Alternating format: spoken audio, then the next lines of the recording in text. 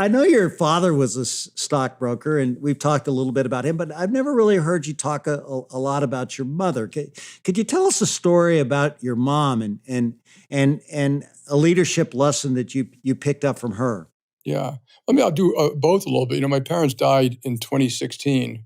And if you'd asked me before that about, credit for what you did and how you grew and stuff like that, I probably didn't talk about it a lot. But now I'm looking back and you realize that very fundamental values you have, come from them. And the values were pretty basic. And I call them Greek, but they probably were just values that a lot of, folks have.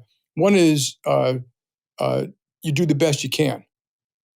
And whatever you do the best you can. It wasn't about how you did. It was simply that did you give it your best? The second was you treat everyone well. Like, if you mistreated anyone, like a waiter or a taxi cab driver, that was unacceptable. And as a codicil to that is you didn't allow other people to be bullies, which sometimes got you in trouble a little bit.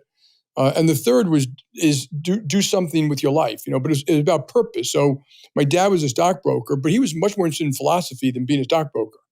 And the purpose could be, so my older brother became a physicist, a real physicist, MIT, University of Chicago, Niels Bohr Institute. My twin brother became an educator, but it was doing something with purpose. Draw your Picasso and make the world a better place through that purpose. And you could be art, it could be science, it could be teaching, it could be being a parent. It wasn't anything than just do it well and have a purpose. And they were pretty strict about that. Both of them. My mom was a Spartan. And when I say that, I really mean that. I mean, she was a beautiful woman, but she was pretty tough. Like I saw her. The only time I saw her cry was when JF Kennedy got killed. And I got home that day and she was crying. Other than that, not even when we told her she had pancreatic cancer or, and she said, I've had a great life. And so she was, I would say, kind of stoic. She became very early on a women's libber. And she also went back to college when I went to college. So she hadn't finished college. She'd gone for a year or two at Brooklyn College or something like that, and then stopped to be a mother. Though she always did things like, I'll tell you a quick little story about my mother. We must be 12 or 13 years old, and my parents are having a glass of wine in the living room.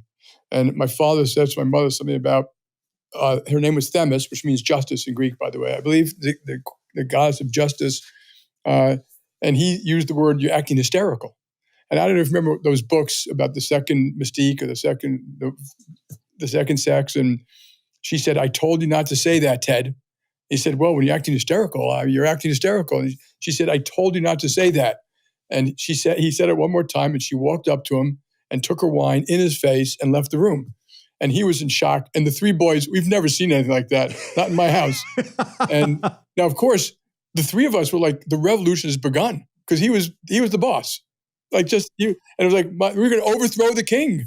And to his credit, when we all sat down for dinner a little bit later, he came back and said, "I just want you all to know your mom was right." So that sounds like the Jamie Dimon I know today. The other thing about my mother, you got to understand, my mother was a Freudian. So my father kind of was, but my father was more like us. Like, what did they do? Blah, blah, blah. But she was like, why did they do it? And so it's like, so you have these conversations. I don't care why they did it. It's what they did. And so, but because of that, I read a lot of Freud before I finished college. I mean, I read almost all of it before I finished college, just to how people think. And of course, a lot of Freud was wrong, but it is a real insight into trying to figure out how the mind works. Yeah. How much do you think that really helped you as you started working with people? Quite a bit. I always try to be. I think both sides, trying to act and do something, but also try to figure out people and their motivations. There are all those EQ things you talk about. Are they real? Are they authentic? What motivates them? Why? Treating people respectfully. So yeah, I do think it helps in part of your life. You're always thinking how the world works, but also how people work. And both, as you know, both those things can be very complicated. And we still spend most of our time trying to figure that stuff out.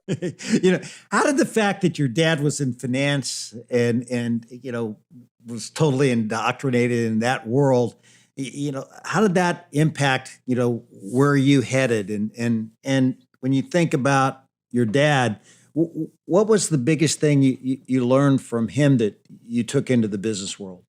So of the three boys, I was the only one who took an interest in finance. So I worked from the summer, basically like doing mailings and answering phones and stuff like that when I was 14 or 15. But I was interested. I always read the papers. I always read the business section. I read the sports section. I read the. So he nurtured that. He didn't make anyone do it. Like I said, my older brother became a physicist. My other brother, educator, which my parents enormously respected. But I was interested in that part of the world, and so he'd give me stuff to read. I remember reading a book that Merrill Lynch had done, like how to read an income statement and a balance sheet. I read Graham and Dodd. There's a big, thick one, but there's a one called The Intelligent Investor. I probably read it when I was 15, and I bought my first stocks when I was about 14 or 15.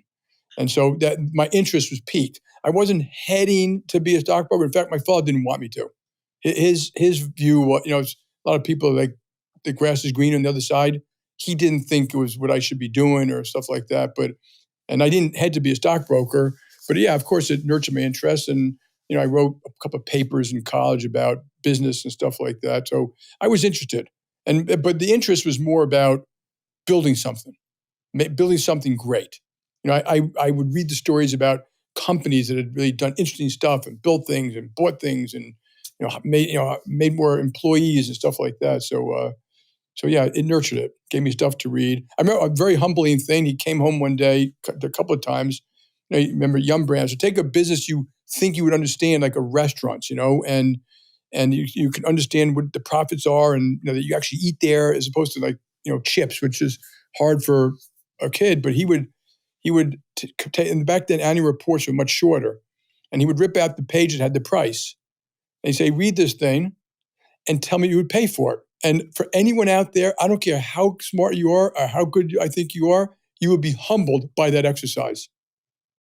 And so it really becomes a discipline about what makes you think about things and how do you think about values that's so cool. That's so great. And so you grow up in this rough and tumble neighborhood. You get into the street fights, and here you end up going to Harvard. Okay, I don't really see you as a Harvard guy. I know you could definitely do well there, but that had to be a different kind of place for you. So I went to Tufts University. I was one of those deferred admit. So you're going to go, but back then you had to work for 2 years. I worked at a consulting company that doesn't exist anymore, and I did well at school, and I didn't go in very nervous like that.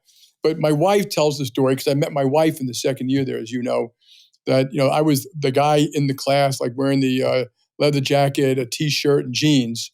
Not prep, and I hadn't gone to Harvard undergrad or Yale or Princeton or, a lot of that.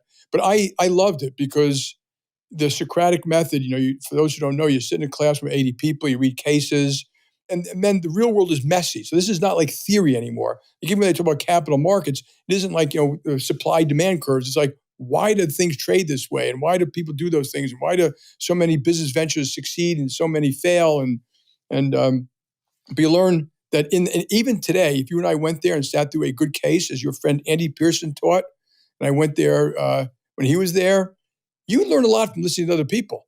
And that is I still do that. You sit around the table, why, what, when, you went to other companies or things. And so I liked it. I wasn't, people were afraid of public speaking, had a hard time. People who weren't a little proficient in numbers might have had a hard time, but I kind of loved it. Made some great friends there, who I still speak to. You know Steve Burke. Yeah.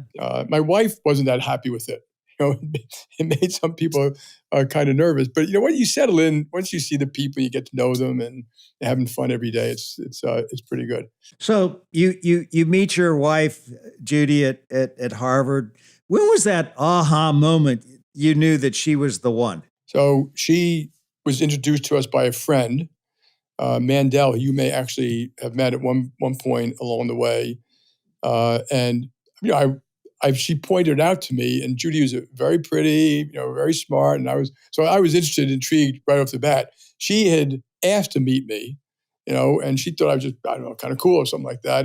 She talked about wearing sunglasses and T-shirts, and I really, really wear sunglasses. I'm not quite sure what she was talking about, but I called up her house. She lived with like 6 other women. One of them was the president of the finance club. I was the vice president of the finance club. And I was speaking to her about some event we were doing, and then Judy got on the phone. and said, hey, do you want to play some tennis? I said, well, sure. We hit it off right away. She says went to have a malted or shake or whatever that day. She says I made her pay, which I don't think is true. And then she had a boyfriend, by the way. He wasn't at Harvard Business School, but we started seeing each other almost every day for dinner after that. And that was that story. Fantastic. And how long you been married now? Been married 43, 42 years. What would you say are the biggest learnings you've had on how to make a marriage work for that length of time and have the success you guys have had as partners? I mean, when you give advice in this, that you learn a lot. You just do it well, like all the time. And so I'll tell you some of the things I think we did well. First of all, we were devoted to each other and kids. So we wanted to have kids, we wanted to have a family. She had a professional career, for anyone out there, the younger people who listen to this, that's when you have a job and kids and you're still 28 years old, that's when you're kind of burning the candle at both ends. And now you have a real obligations to family, your wife, your kids and stuff like that. And I always tell people, so the lessons, and I didn't always do these right, is you need to make sure that you take care of your mind, your body, your spirit, your soul, your friends, your family. It doesn't happen automatically. And you and I have seen a lot of people professionally in any profession, and maybe not in profession, they start to neglect that stuff. And it's bad. It's bad for your health. It's bad for your family. You end up getting divorced. So it takes time and it takes attention. And that's probably the most important thing. I think we never did this, but I think it's very smart I was working so hard that we took family vacations. My wife and I very rarely took a vacation, just the two of us, which is now like a standard thing. People now there's a name for it. I forgot the name for it. My kids do it, and I think it's just great. Which, and then we also get the grandkids a little bit. But I think people should do that. Focus, spend time. At the end of the day, it's going to be time and quality and